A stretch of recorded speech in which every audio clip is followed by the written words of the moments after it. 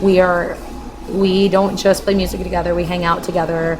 You know, we've gotten to be friends with all of us together. So for so long after Adam left the group, it's just been the four of us. It's been Tony, T Mike, Chris, and myself, and then T Mike and Tony's wives, and then me and Chris. So it's been the six of us. Mm-hmm. Is that right? Yeah, six. I don't know how to. Went to school in Louisiana. I don't know how to count. But it's been the six of us for so long that we go out of town for a show, and it's just we get together on the weekends and do crawfish boils. We're family now, and for the longest time, just been the four of us. And then in the last couple months, T Mike Galliano is from Galliano. He speaks with this thick Cajun accent. I joke around with people because they're like, "Oh, is he from Australia?" I'm like, "Yep, way down under Australia, way down under the bayou in Australia." Yeah. And he introduced us to the newest member. Ironically, his name is Adam as well, Adam Como, and his dad is a really well-known keyboardist down in Bayou, you know. And T Mike kept telling, just give him a shot. This guy can sing. So he came out to a show a couple months ago. Get up on stage, show us what you can do. And he opened his mouth, and he's the sweetest guy. I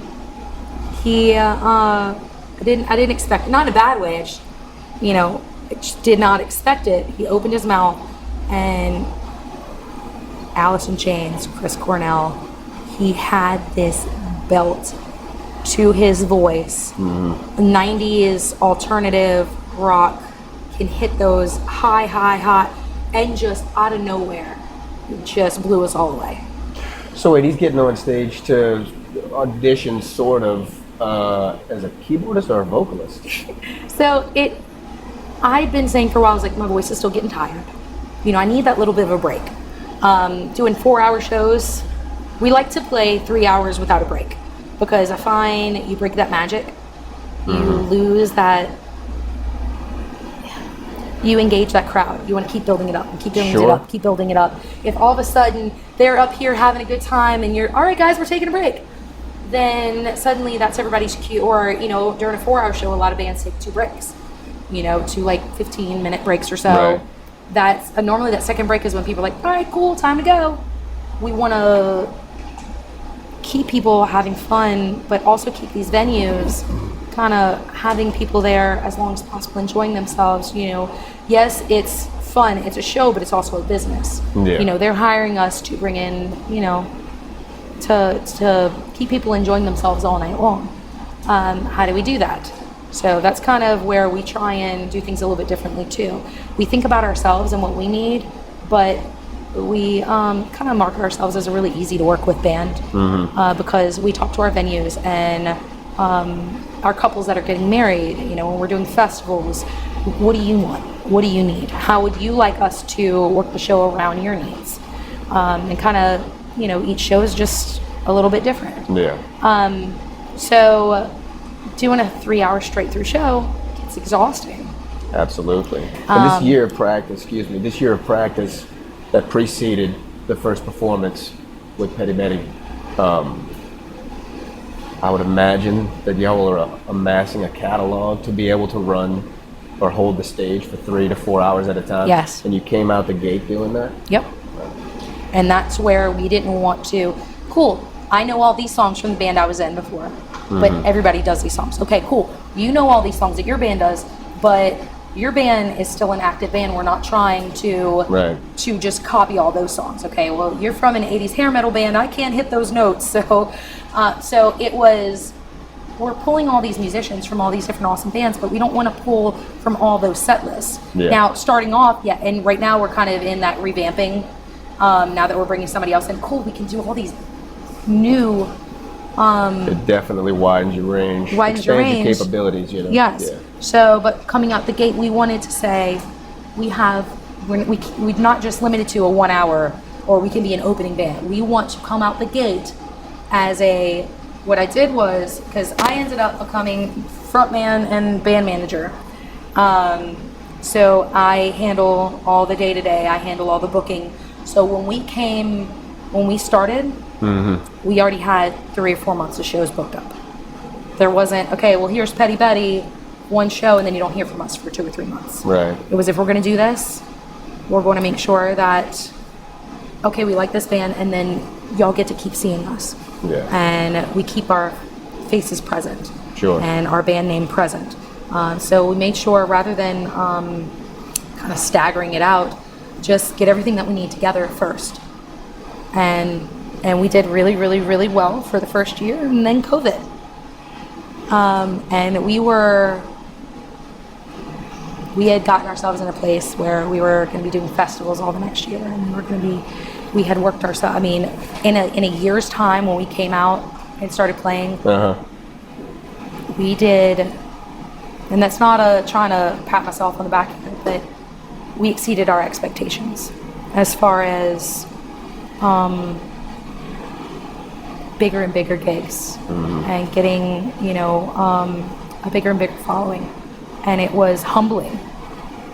And right when everything was gearing up for the following year, then COVID. Yeah. We had someone reach out and asked us to open up for a show that, at the beginning of 2020, we had someone reached out to us, asked us if we wanted to open up for Bret Michaels. They were going to be doing a show in Louisiana. And hey, would you want to be one of the opening bands for Bret Michaels? I'm like, yes, that would be great. A lot of bigger opportunities, and then everything just shut down. Yeah. And even though it did, if you haven't noticed, I'm stubborn. I don't believe in can't. I don't believe in no. I believe in how hard do you want to work for it. Yeah. And so even during that, I didn't let that stop. I talked with all these venues. Hey, what are you doing? Can we do a live stream? Let's bring some attention to your venue, even if we're not getting in front of a group of people. Let's say, you have your staff that's still coming in. Let us play for your staff.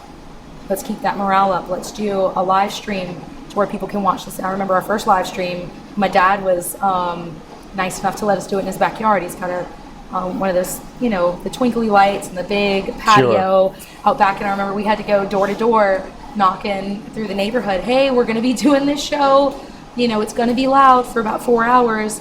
And I remember looking down the street, and everybody had their lawn chairs in front of their driveways. Nice. And everybody came out and kept their social distancing. Yeah. And you could just see it. It broke up that just sadness that was going on, that just kind of hopelessness and that scariness. And I used that time to connect with not just different venues, but a lot of musicians, and connecting them with different, hey, look, hey, we can't do this now, but do you want this band to do a live stream here? And just trying to keep everybody still connected, keep that music alive.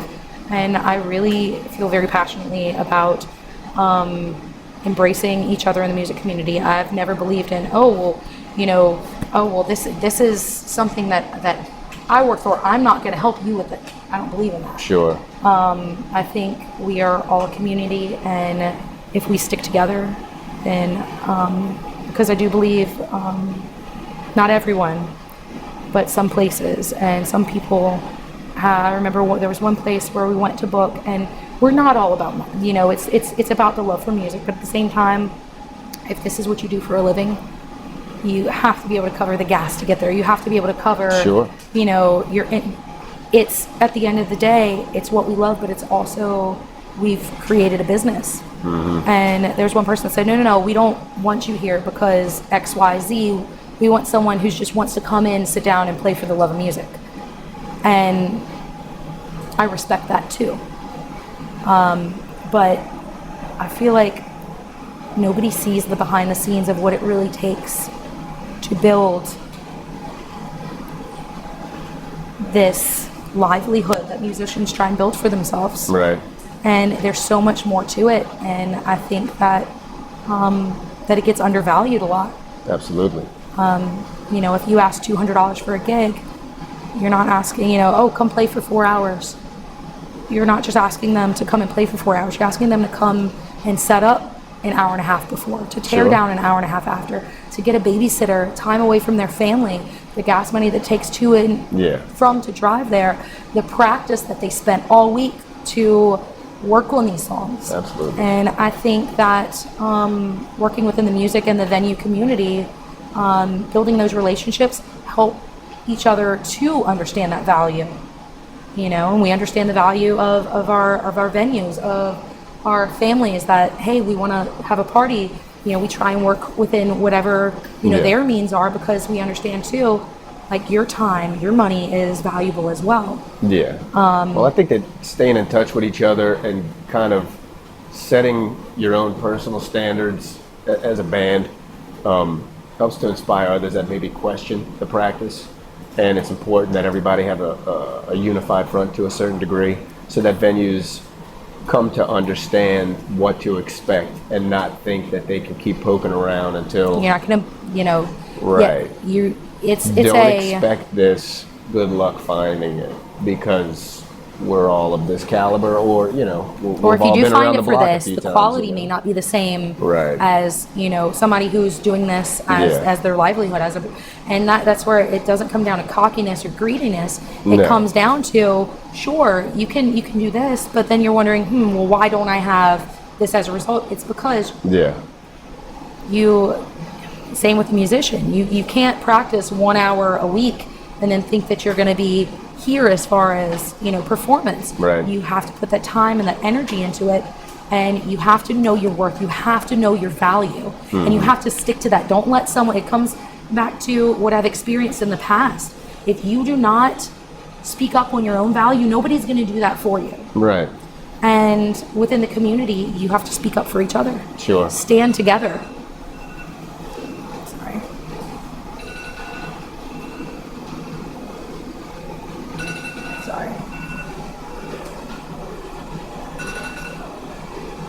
Sorry, that's embarrassing. It's all right. I can cut it out. The Harry Potter game came out today, so I'm trying to get a copy of it. All right, that's ridiculous. Cut. No, I'm just kidding. All right, okay. So, what I would like to point out, a couple of things. One, I believe that setting a standard amongst yourselves and possibly keeping that up in your communications as well. Excuse me. Kind of reinforces the idea that this is a standard for an industry, and I think that a lot of times people don't realize, to your credit, like you were saying, bands are businesses. I mean, it's a passion, and sometimes it's a labor of love, but at the end of the day, true gigging bands are businesses, and they need to be treated as such. You schedule things in advance. You agree upon a fee, upon an allotted time. Like you said, load in and breaking down. These things are all necessary, and it's something that it needs to be a standard. It doesn't have to be written in stone, but it needs to be well known. And I think it's important that bands stay in touch with each other and network, so that they all realize that, hey, we're on the same page. It's not just me, or it's not just 5 of us. Everybody else are scabs crossing the picket line, so to speak. But it kind of creates this atmosphere where this is the new standard, and for the bands that are serious and the venues that are serious, if you want to work with a serious band, vice versa, then this is what you'll be expected to do, And I don't think it's gouging, I don't think it's extortion. I think it's just, it's a respectable business practice on both parties. And you hit the nail on the head with that. It's respect. Yeah. It's respect. Are you going to go into a bar and their drink is $10? Are you going to negotiate with them? Right.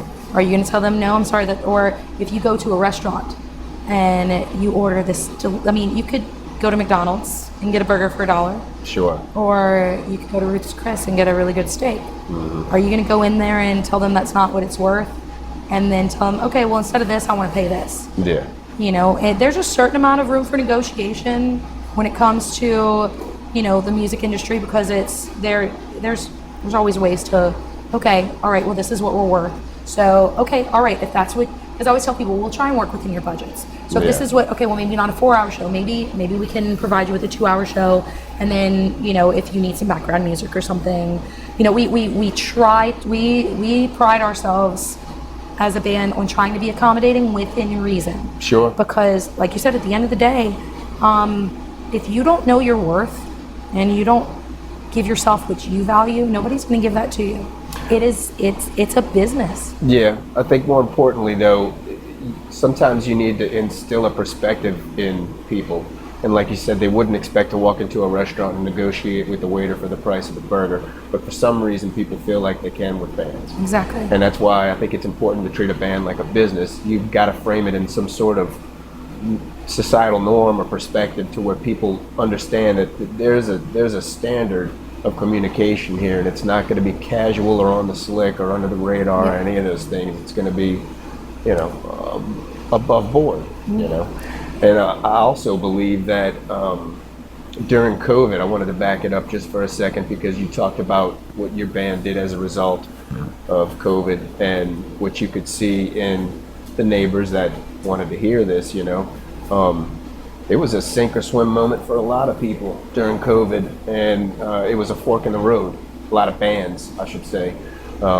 You could tell by the time the veil lifted who was hard at work that whole time and who just kind of called it quits. It was the genesis for so many new albums, even solo efforts from players that before just played in maybe 5 different bands wherever they could catch a gig or a regular gig, and all of a sudden they're coming out with the home office sessions or something, It becomes their first album, which is inspiring, and the other end of the spectrum, they just kind of disbanded temporarily, but albeit permanently, And sadly, unfortunately, some people had to. Yeah. Because if your livelihood is, I heard it from so many musicians that, I have to go get a regular job now. Sure. And then once that happens, transitioning back, it's just, it's just it's soul crushing when you found something that you love to do and that's what you do, and then that gets taken away from you and you have to go back. Then it's okay, well, maybe some people got stuck back in that, in that carousel of regular work. And sure. Like you said though, but it's what do you do with that time? Yeah. We were given something that was so devastating and detrimental, but also everything can have a silver lining to it. And you've been given all this time as well. What are you going to do with it? For example, did your band ever have any experience with a live stream? No. There was no reason to, right? You were a live gigging band. Yep. But then you kind of found a caveat or a workaround and made it work for you, Yep. And that was interesting to see venues get involved as well. I think a lot of people were watching, what the hell is festing in place and things of this nature, like what are we supposed to do? They're telling us how to conduct ourselves in our societal lives, but not our passions, It was not easy.